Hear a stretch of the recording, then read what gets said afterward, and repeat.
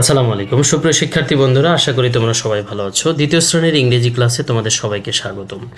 আজকে আবার বহুদিন পর তোমাদের সামনে হাজির হলাম।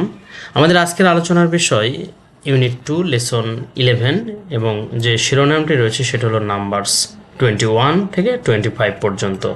এগুলো আমরা জানি, তবু আমরা রিভিশন করব। ওকে, দেখো এই নাম্বারে কি বলেছে, লিসেন। লিসেন মানে কি বলো তো? মনোযোগ দিয়ে শোনা। সে মানে বলা, অ্যান্ড কাউন্ট মানে কি গণনা করা।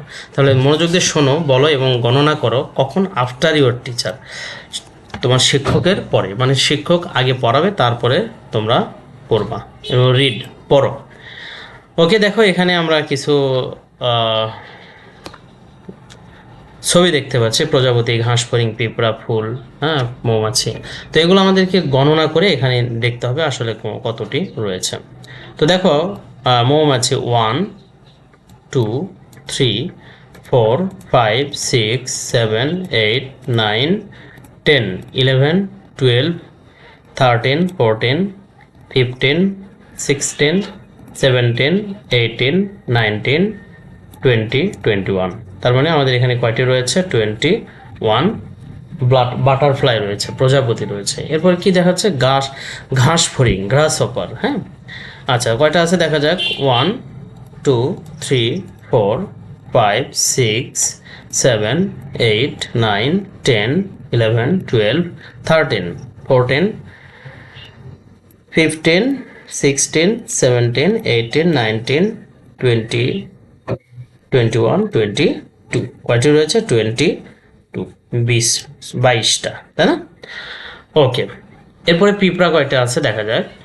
1 2 3 4 5 6 7 8 9 10 11 12 13 14 15 16 17 18 19 20 21 22 23।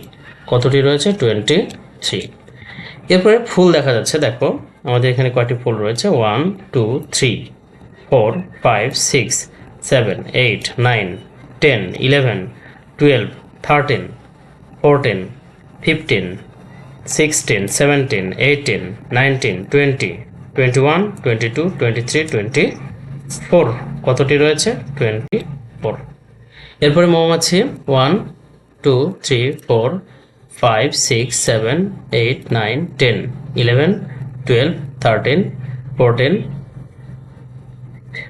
আচ্ছা, 15 16 17 18 19 20 21 22 23 24 25,